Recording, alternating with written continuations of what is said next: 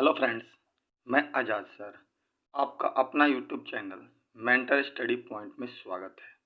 जैसा कि दोस्तों जानते हैं कि मैं आप लोगों को आपके अपने YouTube channel mentor study point के माध्यम से प्रतिदिन सुबह-सुबह कुछ करंट अफेयर के क्वेश्चन प्रोवाइड कराते हैं, जिसके माध्यम से हमारी ये कोशिश होती है कि मेंटर स्टडी पॉइंट से जितने भी स्टूडेंट्स जुड़े हुए हों, उनको करंट अफेयर उनके पास तक पहुंच जाए और जिससे कि उनको फ़ायदा हो और वो अपने एग्ज़ाम को सफल बनाने में कामयाब हो जाएं।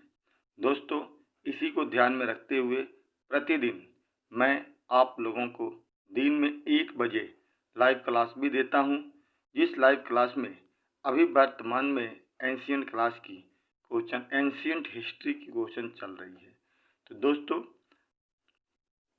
जो लोग भी नए चैनल से जुड़े हों, प्लीज़ चैनल को सब्सक्राइब कर दीजिए और अपने दोस्तों के बीच में ज़्यादा से ज़्यादा शेयर करने का प्रयास कीजिए। ठीक है दोस्तों, और मैं आप लोगों को एक चीज़ बताता हूँ कि दोस्तों आज 2 अक्टूबर है और इसी 2 अक्टूबर के दिन 2 अक्टूबर 1869 ईस्वी को महात्मा गांधी, जिन्हें हम राष्ट्रपिता के नाम से जानते हैं, उनका जन्म हुआ था। राष्ट्रपिता महात्मा गांधी का भारत के राष्ट्रीय स्वतंत्रता आंदोलन में बहुत ही बड़ा योगदान है और वैसे भी हर व्यक्ति अपने जीवन में गांधी जी के कुछ अच्छे गुणों को उतारने का प्रयास करता है।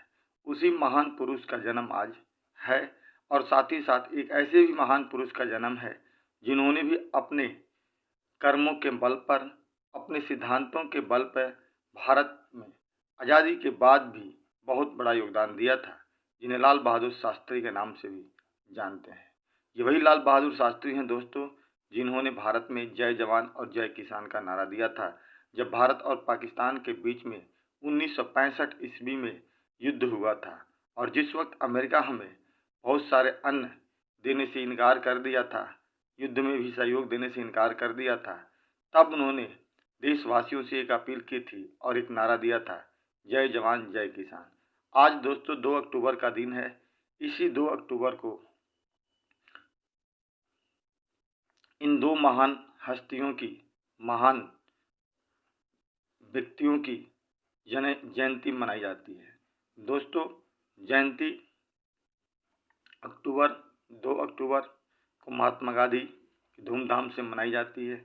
इसी के साथ ही आज दोस्तों कुछ हम लोग उपलब्ध क्वेश्चन भी लाएंगे और थोड़ी बहुत अंत तक आते आते गांधी जी के बारे में चर्चा भी करेंगे, क्योंकि गांधी बहुत ही एक महान शख्स इंसान थे, जिन्होंने अपने कर्म, अपनी बल, अपनी विद्वता और अपनी हर एक अनुभव के आधार पर भारत से अंग्रेजों को उखाड़ फेंका और भारत को आज़ादी दिलाने में सफल रहे। यहाँ तक कि अपनी योग्यता के बल पे साउथ अफ्रीका को भी आज़ाद कराने में सफल रहे। इसलिए ऐसे महान व्यक्ति को सत सत नमन है। ठीक है दोस्तों, चलिए आज हम लोग पहले क्वेश्चन की तरफ बढ़ते हैं। पहला क्वेश्चन है दोस्तों, अंतर्राष्ट्रीय कॉफ़ी दिवस निम्न में से किस दिन मनाया जाता है? दोस्तों याद रखिएगा कि करंट अफेयर का क्वेश्चन जो होता है और ख़ास करके दिल्ली पुलिस के लिए एक दिवस तो हमेशा ही पूछा जाता है और मैं अपने क्वेश्चन में प्रतिदिन एक दिवस लेकर के आता हूं, ताकि इस हिसाब से आपका एक दिवस कंप्लीट हो जाए। इस चीज़ को ध्यान रखिएगा। अगर अभी ध्यान नहीं रखेंगे तो जिस दिन एग्ज़ाम हो जाएगा उस दिन आप ज़रूर ध्यान रखिएगा कि आज़ाद नाम का कोई व्यक्ति था जो हमें प्रतिदिन करंट अफेयर पढ़ाते थे और ये बात तो कहते थे कि एक क्वेश्चन जो है दिवस से पूछा जाता है और हमने गलती कर दी और आज एक क्वेश्चन हमारा छूट गया। तो दोस्तों चलिए हम आगे बढ़ते हैं इसी की तरफ। अंतर्राष्ट्रीय कॉफ़ी दिवस निम्न में से किस दिन मनाया जाता है? तो दोस्तों अंतर्राष्ट्रीय कॉफ़ी दिवस 1 अक्टूबर को मनाया जाता है। याद रखिएगा 1 अक्टूबर को, ना ही 10 मार्च को, ना ही 12 अप्रैल को, ना ही 5 नवंबर को। कब मनाया जाता है दोस्तों? तो अंतर्राष्ट्रीय कॉफ़ी दिवस जो है वो 1 अक्टूबर को मनाया जाता है। ठीक है दोस्तों, चलिए आगे बढ़ते हैं हम लोग अगले क्वेश्चन की तरफ। कह रहा है कि भारत ने हाल ही में, क्या कह रहा है दोस्तों अगला क्वेश्चन, भारत ने हाल ही में उड़ीसा के बालासोर में किस मिसाइल के नए संस्करण का सफलतापूर्वक परीक्षण किया है? दोस्तों क्वेश्चन है, बहुत महत्वपूर्ण क्वेश्चन है, साइंस एंड टेक्नोलॉजी का क्वेश्चन है दोस्तों। और साइंस एंड टेक्नोलॉजी हो आज के एग्जाम में अक्सर पूछा जाता है। दुनिया टेक्नोलॉजी पे ही चल रही है दोस्तों, तो भारत ने हाल ही में उड़ीसा के बालासोर में किस मिसाइल के लिए नए संस्करण का सफलतापूर्वक परीक्षण किया है दोस्तों। तो इसका आंसर हो जाएगा आपको ऑप्शन नंबर है ए अग्नि मिसाइल, ऑप्शन बी आकाश मिसाइल, ऑप्शन सी त्रिशूल मिसाइल और option D BrahMos supersonic cruise missile. तो दोस्तों इसका आंसर हो जाएगा ब्रह्मोस सुपरसोनिक क्रूज मिसाइल। ठीक है दोस्तों, ये हमारा रूस के सहयोग से हमारे यहाँ बनाया गया है और ये रूस की एक नदी और भारत की ब्रह्मपुत्रा नदी, इन्हीं दोनों के नाम पर इसका ब्रह्मोस पड़ा है। सुपरसोनिक क्रूज मिसाइल है दोस्तों। इससे हमारे देश की सैन्य ताकत बढ़ती है और हमारा सहयोग किसने किया था इसमें? हमारा सहयोग जो पुराना मित्र हमारा है उसका नाम है रूस, उसने ही हमारा सहयोग किया था दोस्तों। तो चलिए दोस्तों अगला क्वेश्चन की तरफ हम बात करते हैं। कह रहा है कि ब्रिक्स देशों के 9 विकास बैंक ने Delhi Ghaziabad Meerut regional rapid transit system परियोजना के लिए कितने करोड़ रुपया डॉलर का मंजूरी दे दिया है? क्वेश्चन नंबर 3 है दोस्तों। Option A 50 crore, option B 40 crore, option C 30 crore और ऑप्शन डी 20 करोड़। वैसे तो दोस्तों इसका आंसर क्या हो जाएगा? तो इसका दोस्तों आंसर हो जाएगा ऑप्शन ए 50 करोड़ ने देने का प्रयास किया है। किसने? तो ब्रिक्स देशों के 9 विकास बैंक NDB। अब दोस्तों मैं आपको थोड़ा सा इसके बारे में डिटेल्स बता दूं कि ब्रिक्स देश होते कौन हैं या ब्रिक्स है क्या। तो दोस्तों ब्रिक्स एक संगठन है जो विकासशील देशों का एक बहुत बड़ा विकासशील और विकसित दोनों का मिला हुआ संगठन है। इस ब्रिक्स में टोटल 5 देश होते हैं दोस्तों। इस ब्रिक्स की संरचना एक बनाई गई है जिसमें कोड है बी है दोस्तों, मैं बता दूं आपको, बी है, आर है, आई है, सी है, एस है। ठीक है दोस्तों, ब्रिक्स 5 देश हैं।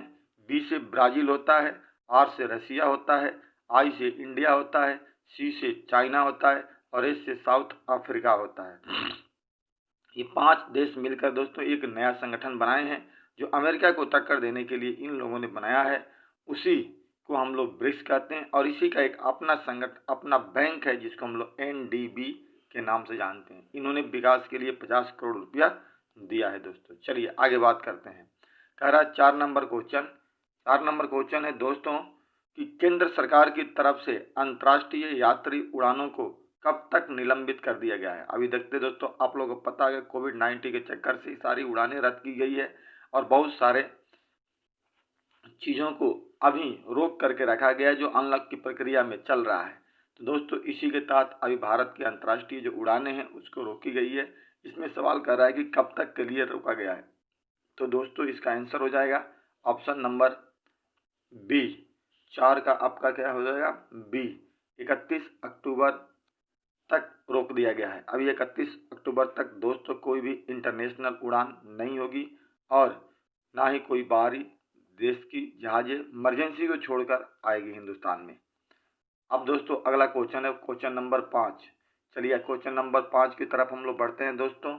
कह रहा है कि अमेरिका की निजी equity company silver lake partners ने हाल ही में रिलायंस रिटेल में कितने करोड़ रुपए का अतिरिक्त निवेश करने की घोषणा किया है? दोस्तों ऑप्शन नंबर ए है आपको 1175 करोड़, 2175 करोड़, 1275 करोड़ और 1875 करोड़।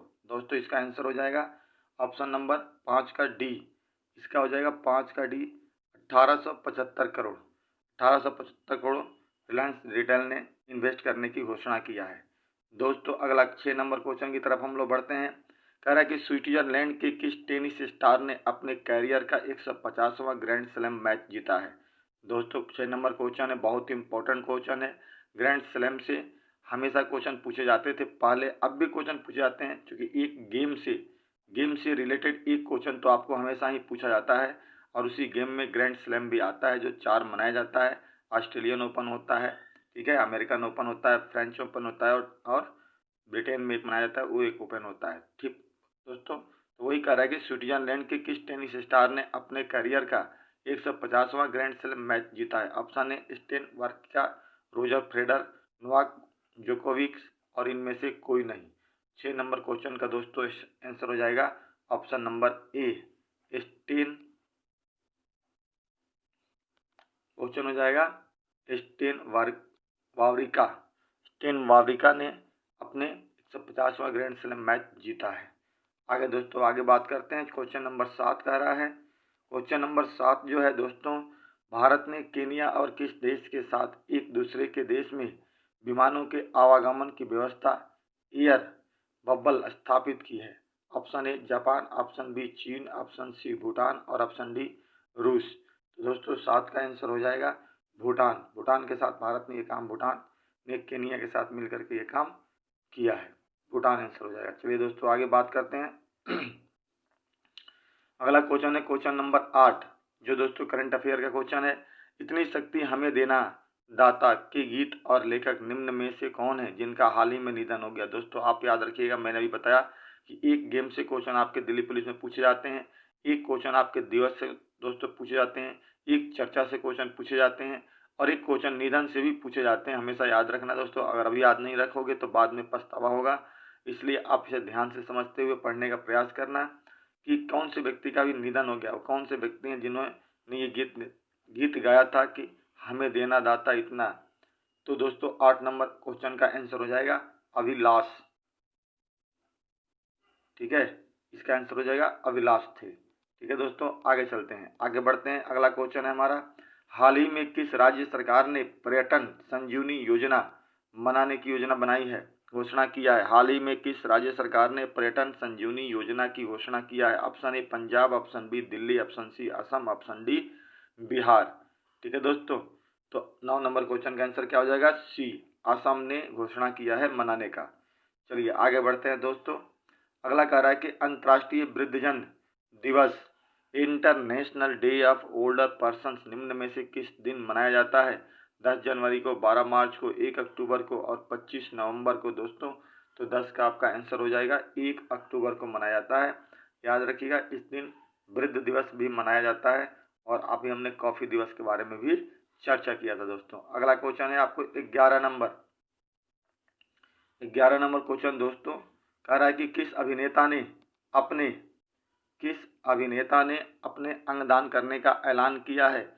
अर्थात मृत्यु के बाद अपना अंगदान ऐलान किया जाता है। तो कौन से नेता हैं? Option A Amitabh Bachchan, option B Ajay Devgan, option C Akshay Kumar, option D Mukesh Khanna. दोस्तों इसका आंसर हो जाएगा अमिताभ बच्चन। अमिताभ बच्चन ने ये घोषणा किया है कि अगर मैं मर जाऊं तो मेरे अंग को दान में कर देना, यानी अगर मेरी आंखें किसी की ज़रूरत पड़े तो उसे मेरी आंखें निकाल करके दे देना, अगर मेरी हृदय की ज़रूरत पड़े किसी को, किडनी की ज़रूरत पड़े किसी को, तो निकाल करके आप दे देना। ये अंगदान कहते हैं दोस्तों। क्वेश्चन नंबर 12 की तरफ बढ़ते हैं हम लोग।